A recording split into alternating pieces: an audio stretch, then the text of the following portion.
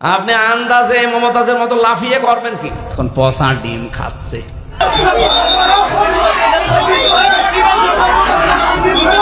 চাপাবাজি করে দেশ চলে। ও বলে সিয়াসত না হাদিস পড়া, বুখারী শরীফ মুসলিম শরীফ সব পড়িস।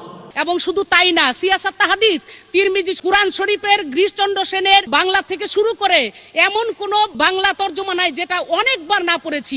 আমি অনার্স মাস্টার শেষ করলাম, আমার কামেল ছিল ফিকহের উপরে, আমি হাদিসের উপরও কামেল করেছি। এত কিছু করার পরও আমি এখনো বলতে পারি না যে আমার সব কোরআনের তাফসীর, সব হাদিস পড়া শেষ। আর মহিলা কি চাপাবাজ, সংসদে দাঁড়িয়ে বলছে আমার সব পড়া শেষ। আমার মনে হয় ওর পেটের উপরে পাড়া দিলে ও যদি একটা আয়াত শুদ্ধ করে বলতে পারে, ওকে আমি মিষ্টি খাওয়াবো, জীবনও পড়তে পারবো না। এই চাপাবাজি করে করে চলতো। যেই কয়টা ছিল সব কয়টা চাপাবাজ, ওই কাবা কাকু থেকে শুরু করে এই যে হাসাউ মাহমুদ আর আমার কুষ্টিয়ার হানিফ ইনু ননু মিয়া, ওর নাম হাসানুল হক। ইনু বলা ঠিক না, হাসানুল হক ননু, দন্তন্নয় হস্য, দন্তন্নয় হস্য কি হয়? ওর নামে ইনু বললে গুনাহ হবে। শয়তান ইসলামের যা ক্ষতি করেছে। আল্লাহ রাব্বুল আলামিনের পরে বলেন আল্লাযীনা উখরিজু মিন দিয়ারিহিম বিগাইরি হাক্কিন ইল্লা আইয়াকুলু রাব্বুনাল্লাহ।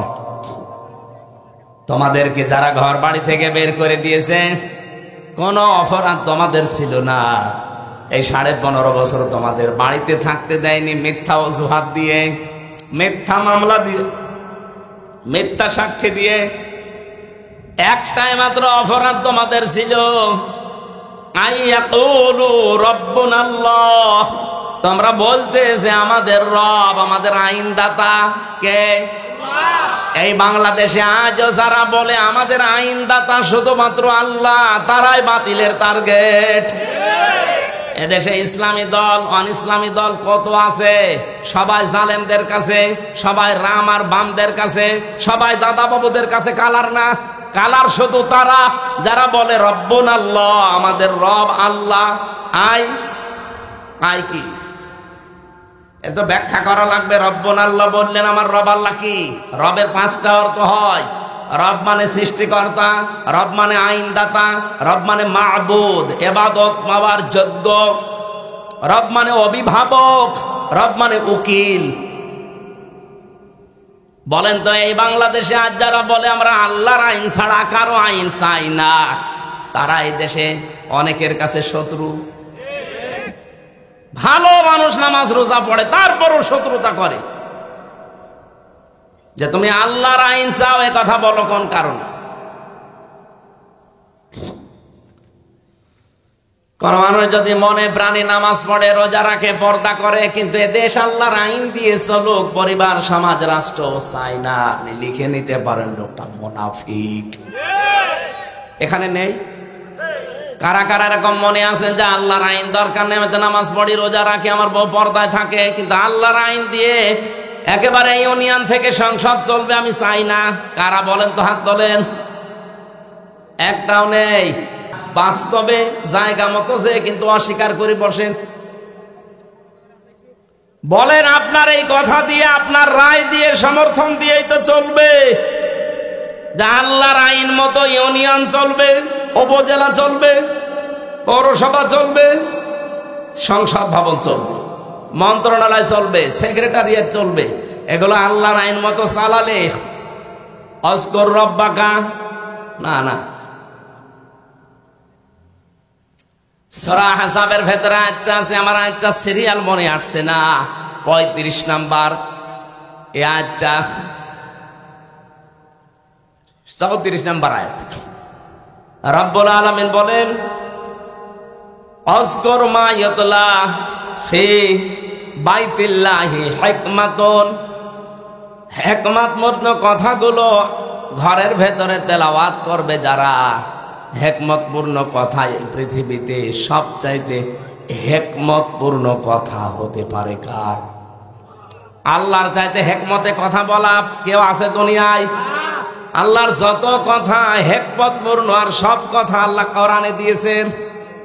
কি এত হেকমতের সহিত কথাগুলো সাজিয়েছেন, এত সূক্ষ্ম ভাবে। আপনি একটা আয়াত নিয়ে চিন্তা ভাবনা করে যদি পড়ে থাকেন, একটা আয়াতে আপনাকে জান্নাতে নিয়ে চলে যাবে। আল্লাহ বলেন যত রকমের ঘর আছে, ফি বুয়ুতিন, যত রকমের ঘর আছে সব ঘরের ভেতরে আমি আল্লাহর মা ইউতলা আলাইকুম, তাদের উপরে তারা যেন তেলাওয়াত করে আমি আল্লাহর আয়াতগুলো। ফি আয়াতিল্লাহ, তাদের ঘর বলতে এখানে শুধু যে ঘরে থাকি এই ঘর না। তাফসিরে আমি 8টা ঘরের নাম পেয়েছি। আপনি বাংলাদেশেও দেখেন একটা একটা করে ধরে সরে সাজালে 8টা ঘরই আসবে। নিচের ঘর, ইউনিয়নের যে ঘর আছে, যেখানে তো ইউনিয়নবাসী তাদের কথাবার্তা নিয়ে সেখানে উপস্থাপন করে। ইউনিয়ন পরিষদ ঘর আছে না? এরপরে আপনি উপজেলা পরিষদে ঘর পাবেন, এরপরে আদালতে ঘর পাবেন জেলা শহরে। আদালতের ঘর আবার 2টা জেলায়, একটা হচ্ছে ম্যাজিস্ট্রেট কোর্ট আর একটা জজ কোর্ট। ম্যাজিস্ট্রেট কোর্টের জন্য আলাদা ঘর নেই, জজ কোর্টের জন্য। কথা বলছেন আমার? আপনি নিজের ব্যক্তিগত ঘর, ইউনিয়নের ঘর, উপজেলার ঘর, আদালতের ঘর। আদালতে তো 2 প্রকার বললাম। এরপর পৌরসভার ঘর, এরপরে মন্ত্রণালয়ের ঘর। প্রত্যেকটা মন্ত্রীর আলাদা আলাদা বিভাগ আছে, ঘর আছে। এরপরে সর্বোচ্চ ঘরের নাম হচ্ছে সংসদ। এটাও ঘর না? এই 8টা ঘরে যদি আল্লাহর আয়াতগুলো তেলাওয়াত হতো সকাল সন্ধ্যা, আর ওই আয়াতের উপরে যদি মেসেজ করে আমরা চলতে পারতাম, এই বাংলাদেশটাও মিনি জান্নাত হয়ে যেত। আল্লাহ পাক এইটা জানিয়েছেন, আলাউলা দাফউল্লাহিন নাসা বিবাদিহিম বাদিন লাহুদ্দিমাতি সাওয়ামিউ ওয়া বিয়াউ ওয়া সালাওয়াতু ওয়া মাসাজিদু ইযকারু ফিহা ইসমুল্লাহি কাসীরা। এখানে বাংলা অর্থ শুনলে আপনি মনে করবেন আয়াত ভুল, আমিও মনে করেছিলাম, কিন্তু স্পেশাল কিছু অর্থ এখান থেকে বের করা লাগবে। ওয়ালাউলা দাফউল্লাহ, আল্লাহ যদি নিজে দাফা না করতেন, দাফা মানে প্রতিহত করা, ধ্বংস করা না, প্রতিহত করা বাধার সৃষ্টি করা অথবা প্রতিবন্ধকতা সৃষ্টি করা, এরকম অর্থ হয় দাফা লাহুদ্দিমাতের। তাহলে ধ্বংস হয়ে যেত, শেষ হয়ে যেত আল্লাহ যদি নিজে এটাকে প্রতিহত না করতেন। আল্লাহ যদি ভালো দিয়ে মন্দকে চাপা না দিতেন, অথবা ভালো দিয়ে মন্দের উপরে বিজয় না করতেন। 1 নম্বরের নাম দিয়েছিল মানুষের ভেতরে একে অন্যের দ্বারা যদি আমার আল্লাহ দাফা করে না রাখতেন, দমন করে না রাখতেন, নিচু করে না রাখতেন, দাবিয়ে না রাখতেন, কি হতো জানো? লাহুদ্দিমাত সাওয়ামিউ, সওমায়ের বহুবচন সাওয়ামি। এটা সংসার বিরাগী যারা এই বাংলাদেশে লালনের ফকিরের মাজারে যারা থাকে, চট্টগ্রামের মাছ ভান্ডারের মাজারে যারা পড়ে আছে, 8 রশির মাজারে যারা পড়ে আছে, মাজার কেন্দ্রিক জীবন যাপন যাদের, এরা আমরা মনে করি এরা সংসার বিরাগী, সংসার ত্যাগী। আল্লাহ বলেন এরা যেভাবে আল্লাহকে ডাকাডাকি করে, হ্যাঁ ওদের পদ্ধতি ভুল হতে পারে, ডাকে তো ওরা যেখানে বসে বসে ডাকে। আপনি লালনের মাজারে যান, যখন ওদের অনুষ্ঠান চলে, চুল একবার সামনে যায় একবার পেছনে যায়, কি জিকির! যদিও আল্লাহর নামের সাথে অন্য কাউকে ডেকে তারা শিরিক করে ফেলে, কিন্তু জিকির তো করছে। যার জিকির করুক, জিকির তো করছে সওয়াবের নিয়তেই, ভালোর নিয়তেই। আল্লাহ বলেন আমি এই সংসার বিরাগীদের ইবাদত খানা ওয়া বিয়াউন, বিয়াউনের বহুবচন বিয়াউন, এটার বাংলা অর্থ গির্জা। গির্জার সমূহ রাখতাম না। সালাওয়াতুন, খ্রিস্টানদের যে সমস্ত উপাসনালয় আছে ওই সমস্ত গুলো রাখতাম না। মাসাজিদু, আল্লাহর ঘর, মসজিদের বহুবচন মসজিদ, মাসাজিদ, মসজিদও থাকতো না। ইযকারু ফিহা ইসমুল্লাহি কাসীরা, যেখানে আল্লাহর উচ্চারণ গুলো বেশি বেশি হয়। আল্লাহর নামের উচ্চারণ যেখানে বেশি বেশি করা হয়ে থাকে ওই জায়গাগুলো ঠিক থাকতো না, নষ্ট হয়ে যেত, ধ্বংস হয়ে যেত। যদি আল্লাহ এক পক্ষ থেকে আর এক পক্ষকে দাফন করে না দিতেন, দমিয়ে না রাখতেন, নিচু করে না রাখতেন। এর বাংলা অর্থ হচ্ছে যদি আল্লাহ ভালোর দ্বারা মন্দকে মাঝে মাঝে আঘাত না দিতেন তাহলে এই উপাসনালয়গুলো একটাও ঠিক থাকতো না। এই জন্য মাঝে মাঝে আল্লাহ পৃথিবীকে গরম করে দেয়। আপনি তাম দুনিয়ার দিকে এই সিস্টেমটাই পাবেন। লামে তাকিদ নুনে সাকিলা, দুইটা গ্যারান্টি আছে আয়াতে। এই পৃথিবীতে কেউ যদি আল্লাহ পাককে সাহায্য করে মাস্ট বি সে যেন নিজেকে সাহায্য করলো। মাইয়াংসুরহু এহুর মারজা, তার নিজের দিকে। কেউ যদি আল্লাহকে সাহায্য করে সে যেন নিজেকে সাহায্য করলো। প্রশ্ন আসতে পারে আল্লাহকে পাবো কোথায়? আল্লাহ রাব্বুল আলামিন এই পৃথিবীর সৃষ্টি জগতের ভেতরেই মিশে আছেন। এই জন্য কিয়ামতের ময়দানে আল্লাহ মানুষকে ডাক দিয়ে বলবে আমি ক্ষুধার্ত ছিলাম, আমাকে খাবার দাওনি। লোকজন বলবে আল্লাহ তুমি ক্ষুধার্ত হও কি করে খাবার দেব তোমারে? রব্বুল আলামিন বলেন গরিব মানুষ তোমার পাশে গিয়ে খাবার চেয়েছিল ক্ষুধার্ত, তাকে যদি খাবার দিতে ওটা আমাকেই দেওয়া হতো। এজন্য আল্লাহকে সাহায্য করা নিজেকে সাহায্যের নামান্তর।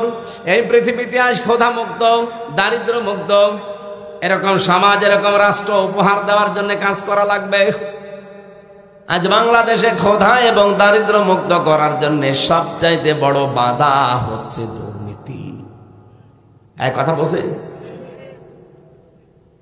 এদেশটা ক্ষুধা এবং দারিদ্র মুক্ত করা সম্ভব যদি শুধুমাত্র দুর্নীতি না হয়। আপনি একটু ভাবতে, একটা শুধু পয়েন্ট বলছি, ভাবতে পারেন। আমি বঙ্গবন্ধু টানেল দিয়ে আসছিলাম, 100 বছরের জন্য টানেলটা বানানো চট্টগ্রামে, মাটির নিচে, পানির নিচ দিয়ে বানানো, সাগরের নিচে। ওর নিচ দিয়ে ওই উপরে হচ্ছে বাঁশখালী, আনোয়ারা থানা, ওদিকে কক্সবাজার চলে গেল, আর এদিকে চট্টগ্রাম এয়ারপোর্ট। আমি নিচ দিয়ে যাবার সময় দেখছিলাম 100 বছরের টার্গেট নিয়ে যেটা বানানো, অলরেডি 1.5 বছরের ভেতরে নিচ দিয়ে ফেটে পানি উঠতেছে। এর জন্য যত বাজেট হয়েছিল সব টাকাগুলো যদি এই জায়গায় কাজে লাগাতো 1.5 বছরে না 100 বছরের ভেতরে পানি ওঠা সম্ভব ছিল না। এই যে পাবনার উপরে যে ব্রিজটা বানানো দেখেছেন না, পাকশির ব্রিজ, কি দেখেছেন? হার্ড, এটা কোন থানা? রাজবাড়ি, পাংশা। আর ওইটা হচ্ছে কুষ্টিয়া। আর ভেড়া মারার পাশে ওই যে খোকসা, কি পাংশা, পাকশি। ওটা 100 বছর টার্গেট নিয়ে বানানো ছিল ওই সেতুটা, ওই লোহার সেতু। মাঝে মাঝে ওর পাশে দাঁড়ালে আমার মনে হয় লোহা আছে কত। 100 বছরের টার্গেট নিয়ে বানানি, অলরেডি 100 বছর পার হয়ে গেছে, কিছুই হয়নি। তার মানে যেভাবে বানানোর দরকার, যা বাজেট ছিল পুরাটা খরচ করে বানিয়েছিল, এই জন্য টিকে আছে জিনিসটা। আমি একটা গল্প শুনেছিলাম, আমার দাদার এক চাচাতো ভাই ছিল মাথা খারাপ। ও আমার দাদার কাছে বলছে, ভাই আমি পাকশির ব্রিজ দেখতে গিয়েছিলাম, মনে হচ্ছে 100 কেজি লোহায় আছে। কত কেজি? তার মানে ওই 100-র উপর আর গুনতে পারে না। এই জন্য বলছে যে ব্রিজ দেখে আসলাম, মনে হচ্ছে 100 কেজি লোহায় আছে। ওখানে 100 কেজি? তো একটা লোহায় তো 100 কেজি। কত হাজার হাজার মন লোহা দিয়ে বানানো। 100 বছর টার্গেট নিয়েছে, কিন্তু 100 পার হয়ে আমার মনে হয় আরো 100 বছর যাবে, কিছুই হবে না। আর বঙ্গবন্ধু টানেল তার বলা যাচ্ছে না, টানেল হয়ে গেছে। 1.5 বছরে পানি ওঠা আরম্ভ হয়েছে, এখন রিপেয়ারিং করছে। এখন পদ্মা সেতু নিয়ে কাজটা ভালো হয়েছে। বরিশাল, খুলনা বিভাগ আর ঢাকার সাথে ভালো যোগাযোগ ব্যবস্থা হয়েছে। এখন সব রিপোর্ট পাওয়া যাচ্ছে এই সেতুটা যে টাকা দিয়ে বানানো হয়েছে, ওই টাকা দিয়ে 4টা সেতু বানানো যায়। একটা সেতুর টাকা নাই শেষ, এখনো 3টা সেতুর টাকা কই? সব আল্লাহর ওলিরা পাঠিয়েছে বিদেশে। এই জন্য 8 দিন হয়ে গেল জয় সজীব অজের জয় অলরেডি আমেরিকার ভিসা নিয়ে নাগরিকত্ব নিয়ে ওর ফর্ম পর্যন্ত পূরণ করে এখন ও ওই দেশের নাগরিক। এই দেশে আর ওর না আসলেও চলবে। আমি মালয়েশিয়া আছি কিছুদিন আগে, সিঙ্গাপুর। মালয়েশিয়াতে যে দোকানে গিয়েছিলাম, 4টা লোক কাজ করে এক দোকান। এক লোক থাইল্যান্ডে বাড়ি, বাংলাদেশের যশোরের একজন আছে, পাকিস্তানের একজন, আর ভারতের 2 জন। এই লোকগুলো ওখানে কাজ করছে। প্রত্যেকে তার নিজের দেশ থেকে ভিসা পাসপোর্ট করে গেছে। আমাদের দেশ থেকে যে গেছে যশোর থেকে, তার 8.5 লাখ টাকা খরচ। মাসে ইনকাম তার 1.5 লাখ টাকা মাসে, মনে করেন 1.5 লাখ। ও আর একটু বেশি বলেছিল, আমি 1.5 লাখই ধরলাম। ওর পাশের চেয়ারে বসে বসে যে দর্জির কাজ করে, কাপড় চোপড় সেলাই করে, ওর পাশে যে আছে সে, তার বাড়ি হচ্ছে পাকিস্তানে, তার খরচ হয়েছে 2,20,000 টাকা। তারও ইনকাম মাসে ওই 1.5 লাখ। এর পাশে দেখলাম 2 জন সেলাই করছে, তাদেরও মাসে 1.5 লাখ টাকা, তাদের খরচ হয়েছে 1,20,000। এর পাশে একজন থাইল্যান্ডের আছে, সেও কাজ করছে, তার খরচ হয়েছে আসতে 30,000 টাকা বাংলাদেশের টাকায়। পাশের রাষ্ট্র তো, 30,000 টাকা খরচ, ইনকাম হচ্ছে 1.5 লাখ। এই যে 5 জনের হিসাব বললাম, 5 জনেরই প্রতি মাসে এই দোকান থেকে ইনকাম, কাপড় চোপড় সেলাই করে 1.5 লাখ করে। কিন্তু খরচের তালিকা মিলান তো, 8.5 লাখ একজনের, 1,20,000 একজনের, 2,20,000 একজনের, 30,000 একজনের। খরচ তো প্রত্যেকের আকাশ পাতাল হয়ে গেছে, কিন্তু উপায় সমান।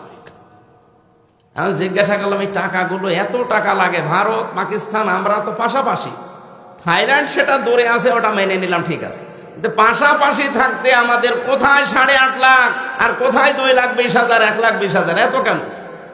আমাদের ওই 2,20,000, 1,20,000 হয়ে যায়, তো বাকি টাকা হাসিনার বোন রেহেনা নেয়। আর ওই যে দরবেশ, ওই দাড়িয়ালা দরবেশ সালমান এফ রহমান আর জয়, এই 3 জন মিলে আল্লাহর ওলিরা ভাগ পায়। শুধু মালয়েশিয়া 257টা দেশ আছে বিশ্বে।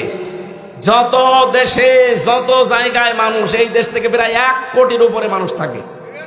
সব টাকা পয়সা একেবারে চোখ বন্ধ করে থাকলেও তাদের অ্যাকাউন্টে চলে যায়। বলেন সুবহানাল্লাহ।